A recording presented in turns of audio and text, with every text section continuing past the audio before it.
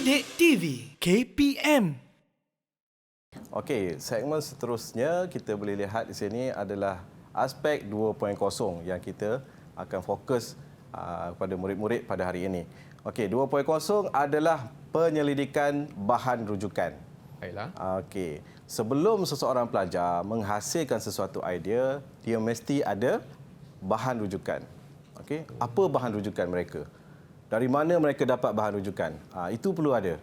Okey, kita tak mahu satu idea tu terhasil daripada perkara-perkara ataupun subjek-subjek yang tidak ada kena-mengena dengan apa yang kita kaji. Okey, tapi kita tengok satu persatu macam mana.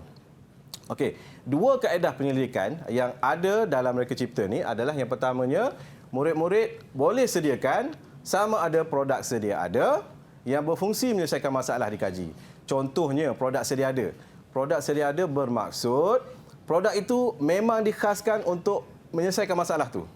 Contohnya ada dekat kedai, kita cari dekat kedai, murid-murid pergi buat penyelidikan dekat kedai-kedai ataupun shopping komplek mana-mana. Dia jumpa satu alat yang memang untuk pegang paku dan membantu untuk memegang paku. Itu kita panggil produk sedia ada. Maksudnya sudah ada di pasaran produk tersebut. Jika ada lah. Okey, jika ada. Tapi kalau produk tu tak ada di pasaran, memang kajian kita tu kamu kaji dan murid-murid kaji, itu satu idea yang baru. Okey, jadi ada idea yang baru. Jadi mereka perlu buat bahan rujukan. Akan tetapi, ada tetapi kalau pelajar tu cakap, saya memang nak buat bahan rujukan, saya ada idea dalam bentuk-bentuk tertentu, okey, bentuk geometri ataupun bentuk sebenar jadi, itu tak ada masalah. Okey, itu tidak ada masalah. Okey, sama ada pelajar nak pilih produk sedia ada ataupun bahan rujukan. Okey, salah satu. Faham? Okey, baik. Seterusnya. Okey, yang pertama kita tengok bahan rujukan. Okey, bentuk geometri. Kita kaji dulu bentuk geometri. Okey, 3 gabungan bentuk geometri dilakarkan sebagai kajian bahan rujukan. Okey, sila rujuk manual pemakahan kerja khusus MPKK masing-masing. Ini MPKK, murid-murid RC, guru-guru RC mesti faham. Ini dah macam kitab untuk buat kertas 2. Okey, mereka akan ikut MPKK ni untuk dapat markah yang terbaiklah. Okey, markah yang terbaik. Jadi mereka boleh rujuk dekat situ. Okey, dalam 3 gabungan ni, kalau murid-murid rasa dia nak buat lebih daripada 3 gabungan, dia ada banyak idea nak gabung bentuk macam-macam bentuk, tak ada masalah. Okey, kertas, ambillah kertas A3 ke, kertas A4 ke, lakarlah macam mana pun. Okey, asalkan kita dapat bentuk-bentuk yang kita rasa boleh menyelesaikan masalah kajian kita tadi. Okey, baik. Yang pertama, contohnya silinder digabungkan dengan sfera. Okey, digabungkan. Yang kedua, silinder gabung dengan cuboid. Yang ketiga, piramid dengan silinder. Dan macam-macam lagi bentuk yang pelajar boleh explore sendiri. Boleh cuba buat. Okey? Pelajar dalam Reka Cipta ni, pelajar mesti ada rasa keberanian untuk melukis. Untuk melakar lah. Okey? Untuk melakar. Senang cerita, kita melakar. Lakar ni lebih, orang kata lebih santai daripada melukis kan. Kita lakar, kita conteng semua tu kan. Jadi dari situ, pelajar akan dapat beberapa bentuk. Okey, tapi minimum kita bagi 3 lah. Okey, 3 minimum. Okey, seterusnya. Bentuk geometri kedua dipilih sebagai bahan rujukan. Okey, dalam masa ini saya nak murid-murid kita di SMK Pusing juga, okey, 4 orang murid ni, saya nak cuba kamu gabungkan daripada permasalahan kajian yang kamu buat, cuba gabungkan bentuk geometri, okey? 1, 2, 3 ataupun berapa saja yang kamu rasa boleh gabungkan, cuba buat. Okey, nanti kita bincang macam mana. Adakah benda tu bertepatan dengan kajian kamu nanti. Okey? Cuba buat dulu. Okey, boleh masing-masing boleh buat. Okey, dalam masa kamu buat tu, saya akan terangkan bentuk geometri kedua dipilih sebagai bahan rujukan. Bagaimana bentuk geometri kedua dipilih ni? Maksudnya tadi, gambar tadi, kita ambil geometri yang kedua bentuk macam ni. Okey? Geometri yang kedua ni adalah gabungan cuboid dengan silinder. Okey? Cuboid digabung dengan silinder, jadi bentuk macam ni. Digabungkan dekat tepi macam ni. Untuk apa? jalinan bentuk yang perlu disesuaikan untuk pegangan yang kuat. Jadi pelajar mungkin dia ada idea bagaimana nak pegang paku ataupun nak pegang tukul, dia ada idea macam tu. Bentuknya dia tak tahu lagi, tapi dia dah ada gabungan bentuk-bentuk untuk menghasilkan idea dia. Okey. Seterusnya, kepelbagaian bentuk untuk ruang supaya ruang kerja optimum. Maksudnya ditambah sikit bentuk-bentuk lain supaya ada mungkin akan berlaku pergerakan, akan berlaku sedikit sistem dekat situ boleh nampak. Idea dia semakin bercambah. Okey, idea semakin bercambah. Dan seterusnya ruang dibuat bagi memberi kesan kerja yang lebih selamat kepada pengguna. Dia ada buat ruang pula dekat sini. Okey. Okey, sekarang ni kenapa ada tulisan yang warna merah ni? Kenapa cikgu? Kenapa? Okey. Jalinan, kepelbagaian, ruang, semua tu apa? Itu adalah salah satu syarat dalam kita nak menghasilkan gabungan ni. Mereka kena lihat kepada beberapa faktor iaitu elemen reka bentuk dan juga prinsip reka bentuk. Okey, nanti saya akan tunjukkan prinsip dan elemen reka bentuk tu. Okey, pelajar kita tengah buat lagi. Okey, saya terangkan dulu bahan rujukan. Okey. Ini pula adalah semula jadi, okey, flora dan fauna. Nanti mesti ada yang akan tanya saya, kenapa cikgu tadi buat cantik pakai komputer, ini tiba-tiba lukis macam ni pula.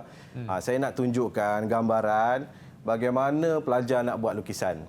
Okey, yang komputer tadi tu mungkin pelajar yang mereka dah berminat dengan grafik, mereka ada tablet, mereka ada komputer, mungkin mereka ada kelebihan macam tu, mereka boleh cuba macam tu. Tak ada masalah. Dalam reka cipta kita bagi kebebasan pelajar-pelajar untuk menggunakan teknologi.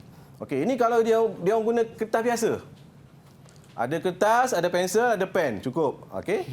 Boleh. Ini bahan rujukan semula jadi, alam dan flora dan fauna. Okey? Murid-murid akan lihat alam semula jadi mereka.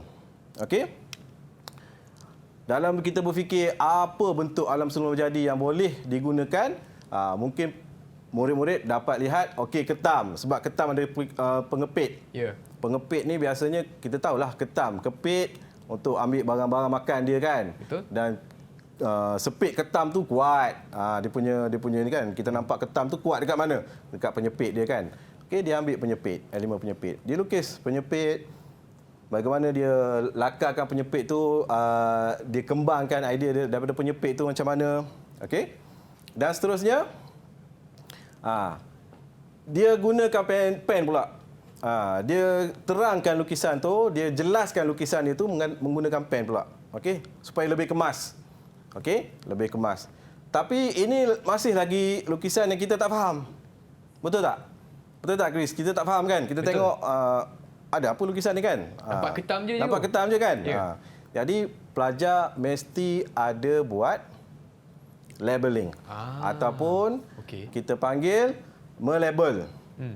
Dalam kita punya pemakahan mesti ada melabel. Kalau kita lukis lukisan semata-mata, jadi lukisan bisu. Orang tak faham. Orang tak faham. Orang tengok, cikgu-cikgu tengok apa murid ni buat, kan? Jadi kena ada tulisan yang menyatakan tentang prinsip dan elemen tadi. Okey? Jalinan bentuk ada dekat sini. Okey, jalinan bentuk. Ruang ada dekat sini. Dipakai ruang.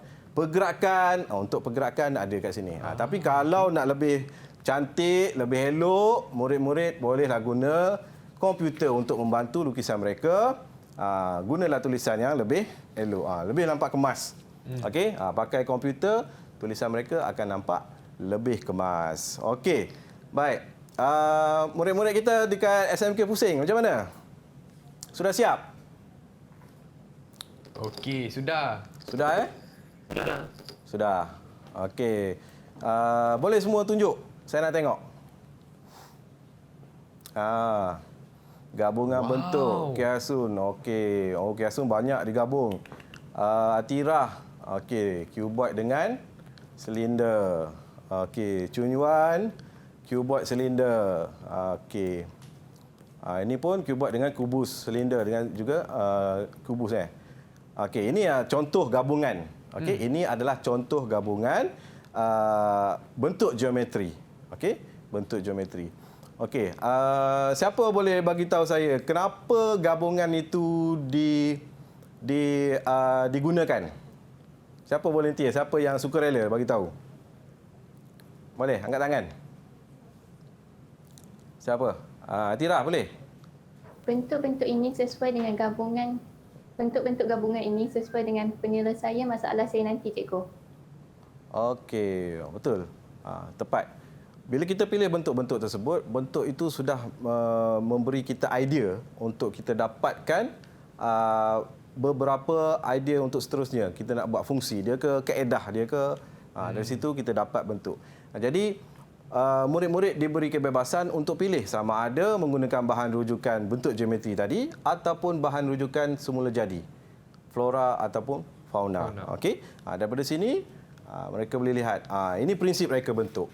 Okey, dia ada prinsip reka bentuk, ada 7 prinsip reka bentuk, corak, kesatuan, imbangan, penekanan, pergerakan, corak kontra dan juga rentak. Okey, ini adalah prinsip dan juga elemen. Elemen pula ada nilai, garis, rupa, bentuk, jalinan, ruang, warna. Okey, nilai.